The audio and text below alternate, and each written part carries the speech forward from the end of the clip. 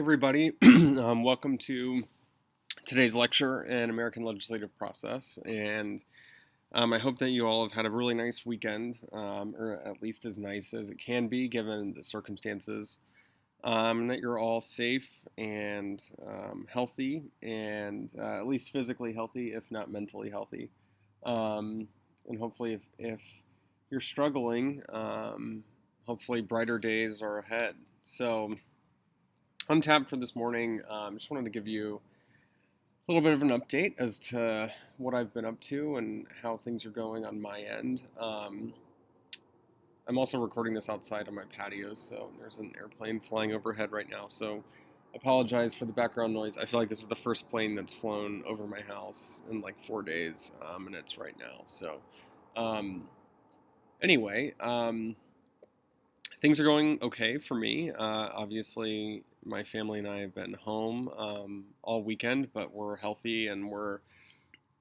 doing okay at the moment, enjoying spending some time together. And I do have to tell you, though, after last week, when this was all still kind of a novelty, um, it really sort of struck me over the weekend that I'm going to really miss seeing all of you in person. Um, Teaching online or remote learning or whatever it is that we're doing right now is not really my favorite thing in the world. Um, you know, I know that the world is sort of divided into introverts and extroverts, and I'm probably definitely the latter. So, not being in contact with all of you guys, I find y'all give me energy. So, anyway, we'll just have to make do and do our best. And right now, everybody in my house is happy and healthy, and I hope that you're in the same boat. So I wanted to give you a little update on the first paper. I've gotten through 10 of them maybe so far. So check Canvas if you're one of the lucky 10. You'll have a grade. If not, no promises as to when they'll be graded this week, but they will be graded at some point. And then on Wednesday's lecture, I will talk a little bit about the second paper assignment, which is going to be formatted quite differently than this one. And with the third one, the second paper assignment will be an annotated bibliography. So if you've never done that before, no big deal. We'll talk through that process on Wednesday. And of course, I'm always available via email or yeah, I said but really just email. But just email me, and then we can find a time to either chat via Zoom or FaceTime or whatever it is that you want to do.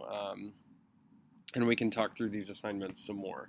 So I wanted to do a very quick review on the committee system, and then move on to the topic of the day. Well, two topics of the day. The first is the CARES Act, and I know I wrote CARE here, but it's actually CARES, which is the $2 trillion aid package that President Trump signed into law this past week to deal with the economic and the public health fallout of the coronavirus. And then we'll jump into congressional rules and procedures, which I don't think is actually as boring of a topic as it sounds, but we'll get into the introduction of bills, how they're introduced, what types of bills we're talking about when we talk about lawmaking, how those bills are drafted, how lawmakers tend to try to shape policy, as well as the temporal aspects of lawmaking, so when to take the lead, when to jump in, when not, when to hold back, etc., etc. And then finally, we'll discuss voting. We may not get to all of these tonight, or today, I should say, but whatever we don't get to, we will cover on Wednesday. All right, so quick review on committees. So first, sort of basic question. Committees, as we discussed last week, have two functions, right? And those two functions are mimicking the sort of ways that hopefully we have all trained ourselves to think about Congress now, right? Which is through this individual lens. Congress is, of course, apprised of individual people who are elected, but also the institution itself, which is different than just a mere collection of individuals. So from both of these perspectives, the individual and the institutional, committees have different functions, right? Secondly, what are the three theories of why we have committees in Congress in the first place? These are the distributive theory, the informational theory, and the partisan theory. And so the distributive idea is based on this distributive view of politics, right? So committees are simply another good or another goodie for politicians to hand out and be handed out. The informational theory of committees suggests that lawmakers who have a substantive expertise in a specific area naturally want to serve in committee in that area so that they can deploy their expertise effectively. And then the partisan theory of lawmaking suggests that, or the partisan theory of committees rather, suggests that committees are simply another partisan arm of the party, right? And I should say on this first question up here, committees, individual and institutional functions, I mentioned that they're both important, but I don't think I actually mentioned what they are. So at the individual level, committees obviously help members of Congress deliver goods and services to their district, as well as gain prestige and power within the institution. And institutionally, sort of how committees help the institution, they help the institution run, right? They serve as a safety valve for sort of instances where the institution could overheat, sort of rhetorically and politically. And they also divide up the labor and allow a really complex organization to deal with a bunch of different tasks. And then finally, what are the types of committees? There are 5. So standing committees, subcommittees, which fall underneath standing committees, joint committees, which of course are comprised of members of both the House and the Senate, select committees, which typically only run for 2 years during the duration of a specific Congress, and they usually are about a very specific topic, like opioids or something. And then conference committees, which are temporary, and they're comprised of members of the House and the Senate to work out differences on 2 very similar bills before they go to the president's desk to sign. And then finally, what are the formal and informal criteria by which members are assigned to committees? Formally, the norm that sort of plays the biggest role, of course, is seniority. So the most senior members of either party get plum committee assignments. That's part of the virtue of being there for a long time. But of course, informally, there are many, many, many more things at play. I mentioned the example of Beto O'Rourke. So if Beto had won the 2018 Senate race, he, I'm guessing, would have had his choice of whatever committee he wanted. And the reason why is because a Texas Democrat elected to the Senate is a very rare thing, and it's very, very sort of important for the Senate Democratic leadership to prop up whoever has that role. And the reason why is because they want that person to survive, right? This is not true in a very liberal state, like, for example, California. There's no real impetus for Senate leaders to put Kamala Harris, for example, on a really important committee. Now, of course, she's, substantively qualified to serve on any number of important committees, but that's beside the point. So if you have any questions on committees, please let me know. I haven't actually heard from any of you about this so far. So also, if you have any questions or comments even about how the delivery of these lectures is working for you, please let me know. I know that many professors in our department are doing a wide array of things. My videos tend to be, 25 to 30 minutes long. I think this may be a little on the long side compared to some of the other people that I've talked to who are dealing with, who kind of make shorter, sort of once-off videos about certain topics. So I don't know, I have no idea if this approach that I'm doing is working or not. So please don't be shy about letting me know. All right, so let's talk through the CARES Act. For a few minutes, and I wasn't going to do this, and then I was talking to my wife today, and I was like, when else would be a perfect time to discuss the largest ever economic aid package passed by Congress and signed into law by the president if we're not going to do it in American legislative process. So the basics are that it is a $2 trillion, that's trillion with the TR, dollar aid package. And the breakdown of the aid package, and most of the information I'm getting here is from an NPR article that I've read, plus other articles that I've read as well. I have not yet read the bill. But the breakdown is $560 billion is going to individuals, $500 billion to big corporations, $377 billion to small businesses, $340 billion to state and local governments, $154 billion to public health, $44 billion to education, and $26 billion to a safety net. So these sums are so astronomically large. It's sort of difficult for us to wrap our head around what this actually means in practice, but we'll go through each of these areas. This is actually the third aid package from Congress involving the coronavirus. If it were up to Republicans, it would probably be the last. If it were up to Democrats, it would be the first in a series of aid packages. So time will tell. Obviously, Republicans control the Senate, Democrats control the House, but there's all sorts of weird voting things happening right now. So Rand Paul, for example, has coronavirus and is not on the floor of the Senate voting. There are other senators who are in self-quarantine. Ted Cruz just came out of self-quarantine. So for much of last week, actually, the Senate was in a 47-47 tie of the members who were actually present and able to vote. So who knows what's going to happen as we move forward. And as Mitch McConnell said, this is not even a stimulus package. It is emergency relief. Emergency relief, that's what this is. So don't think of this as a sort of stimulant to the economy, although both sides of the aisle, I think, hope it will have that effect. But instead, this is a relief package. It's not a traditional stimulus bill. So here's what these 6 groups from above can expect. So for individuals, most individuals, who earn less than $75,000 and I believe are not claimed as dependents on somebody else's tax return. So if you are still a dependent on your parents' tax return, I am not sure if you're going to be getting a check, but that is something that you should do some research on and see. So most individuals who earn less than $75,000 can expect a one-time cash payment of $1,200.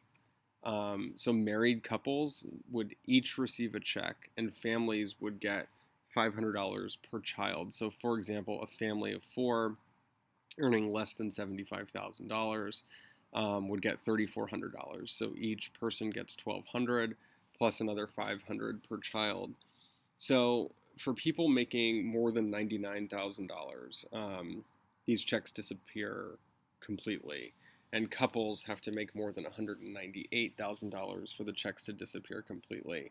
Anything more than $75,000, but between 75 and 99, your check goes down, obviously, the closer that you get to that $99,000 a year figure. It also increases the benefits and broadens who is eligible for unemployment benefits. So it adds $600 per week to whatever base amount a worker receives from his or her state, and this lasts up to 4 months. So it would last essentially through August if the first checks start getting cut in April. $600 per week is significant. Obviously, that's $2,400 a month, which is, not a ton of money, obviously, but is better than no money. So if you find yourself in this boat, please be proactive about starting to apply for unemployment benefits. Obviously, there's nothing, you have nothing to lose and everything to gain. It also creates a new program for gig workers and freelancers. Uber and Lyft drivers, for example, would fall in this category. And it requires all private insurance plans to cover COVID-19 treatments as well as vaccines and make all coronavirus tests free. So this is all private insurance plans, no matter who your provider is. For small businesses, it provides emergency grants, actually $10 billion worth of grants for up to $10,000 per, to provide funds to cover immediate operating costs. And I don't know if you know this, but the TWU Center for Women and Entrepreneurs also has a similar grant program. Theirs is obviously much smaller, but ours is $1 million. So however many, $110,000 grants to women-owned businesses that operate in Texas. So if that is you, you should think about applying for the TWU grant as well. It also provides forgivable loans, so $350 billion for the Small Business Administration to provide loans for up to $10 million per business. These loans have to be used to maintain payroll, keep workers on the books, blah, blah, blah, and the workers have to be not hired, but at least not fired through the end of June. It also provides $17 billion for companies who are already receiving these Small Business Administration loans to cover 6 months worth of payment. Big businesses are also well treated under this bill, so roughly $500 billion set aside in loans and other money for big corporations. These big companies will have to pay the government back, and they will be subject to public disclosures and other requirements. So $58 billion is going to go to America's biggest airlines. So American Airlines, obviously, Delta, United, and Southwest Airlines, as well as JetBlue and Alaska, and some other airlines that we all know of. And any company who receives a loan under this program is barred from stock buybacks. And this is where companies receive a transfusion of cash. Their stock price goes up. The company then buys its own stock to funnel more money to executives. And this is not allowed under this bill. You cannot do that. It cannot be done, which I think is actually great. There can be no benefit for Trump. So the president, the vice president, members of his cabinet, and members of Congress are all barred from benefiting from the money that is carved out for corporations. There are $100 billion going to hospitals across the country who are responding to the virus. $1.32 billion in immediate funding for community centers who provide healthcare services for about a tenth of the nation's people. $11 billion for diagnostics, treatments, and vaccines. $80 million for the FDA to prioritize and expedite approval of new drugs. The CDC, so the Center for Disease Control, and its response efforts are getting over $4 billion. Veterans Healthcare gets $20 billion. The VA is actually a really important sort of backstop in all of this because it is, we don't often think about this if you're a civilian, but the VA is the nation's largest healthcare provider, and it serves as sort of an emergency backstop for if private healthcare fails in this country. So the VA is getting $20 billion. $16 billion goes to the Strategic National Stockpile to buy equipment, including ventilators, masks, PPE, and all of those things. The safety net, $8.8 billion to give schools flexibility to provide meals, $15.5 billion to SNAP, $450 million for food banks, community food distribution programs, $340 billion for state and local governments, $274 billion for COVID-19 response, and $150 billion in direct aid for state and local governments. So, all this to be said, it's an enormous bill. Many people are still parsing the ramifications of it, but it is very important. If you think that you sort of fall in any of these conditions, act now. I know that this is all very overwhelming because we're facing so much uncertainty, but if it's possible for you to increase the amount of benefits that you should be getting during this time of crisis, then by all means, please take advantage of the tools that are here for you.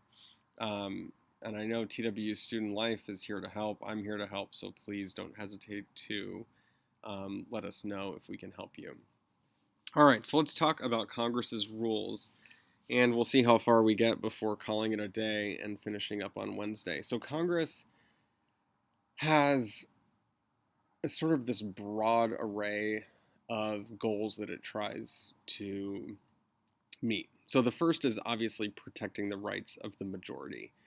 Congress is a majority rules body, specifically the House is sort of, majorities are very well positioned to control proceedings in the House. The Senate is much less majoritarian than the House. But goal one is to protect majority rights. Goal two is to protect minority rights. And I think you can see how these goals could be in conflict with one another, right? If you are declaring that the majority is the winner, then that means the minority has to be the loser. And so this can get a little tricky. Congress also is tasked with dividing the workload. The workload of Congress is enormous, right? They are tasked with governing writing laws, legislating, creating policy for a country of 330 million people who probably have 330 million different ideas about what the government should be doing. And so they've got to divide the workload in some manageable chunks. They also attempt to contain conflict, so sort of politicize conflict rather than have it spill out in other ways, like violence, for example. Um, they hope to ensure fair play, so meaning that no matter how big or powerful your group is, you still have some access to the policymaking process. It divides power among members.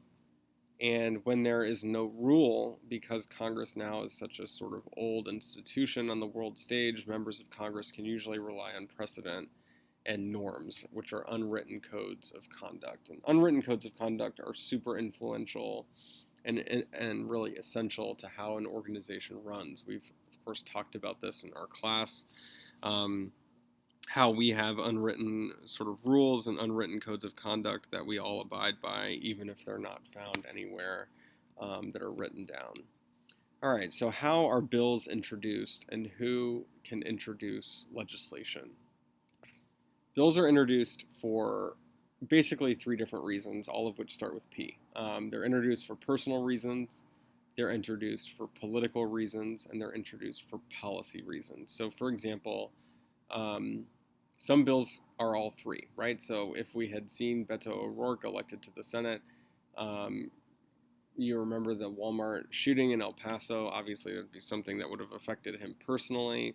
Politically, gun control measures would have maybe made for good politics. And of course, policy reasons, he would have thought that we need fewer guns in the hands of people who are dangerous. And so, in that sense, pushing for gun control legislation in the aftermath of something like that would have all three sort of parts of this process met. So the member who introduces a bill becomes its sponsor, and bills can only be introduced by members of Congress. So if you're a lobbyist, if you're the president, if you're a Supreme Court justice, you cannot introduce a bill. Only a member of Congress can introduce a bill.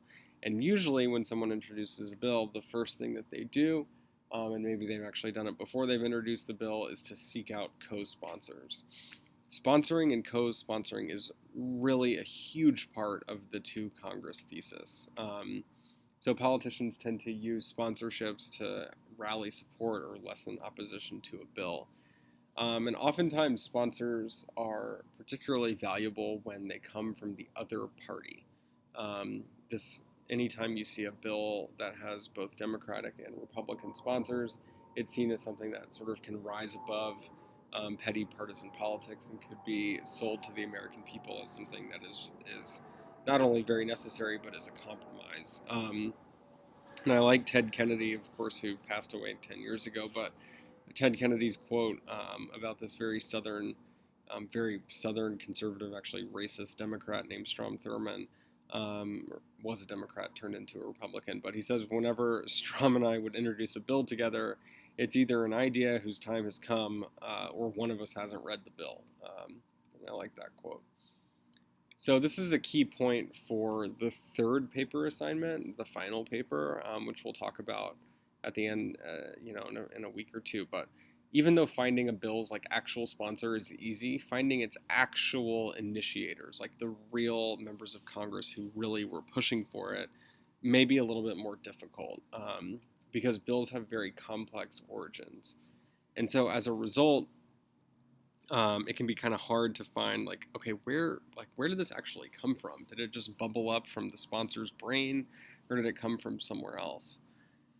All right, so much of Congress's time is taken up with dealing with required legislation. So, in other words, programs that are already in place need to be reauthorized. And so authorization bills are bills that authorize programs and specify how much money can be spent on them. So like, for example, NASA is an authorized program, but every year, or maybe every 2 years, Congress has to determine what the budget cycle looks like for NASA. So that would be, for example, an authorization bill.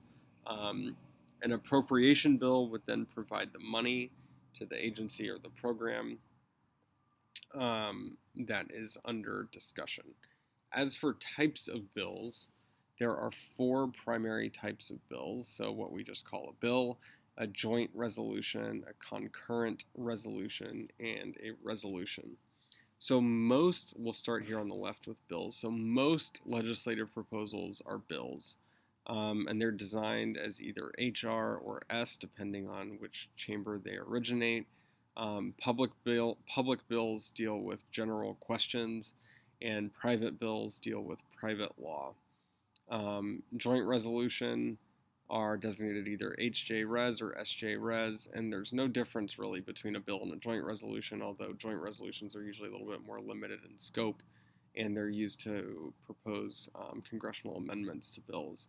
So concurrent resolutions, they actually don't require the president's signature. They do not have the force of laws, and they're simply meant to amend the rules within Congress itself. So you don't need the president to sign off on an internal rule change in Congress. And a resolution is something that you see Congress doing a lot. It does not have the force of law. It does not require approval by the other chamber or the signature of the president.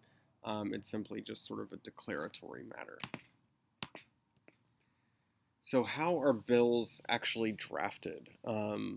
Words, of course, are the building blocks of policy. So much like bricks are the building blocks of a house, a bill is nothing at the end of the day except a collection of words. And so, for example, millions of dollars and hours, weeks, days, months, years of time spent trying to figure out differences between the words like may and shall, right? So, may suggests that somebody could do something, shall suggest that somebody has to do something. And if you're interested in sort of pedantic distinctions like this, then you should go to law school because you're going to spend a lot of time doing this.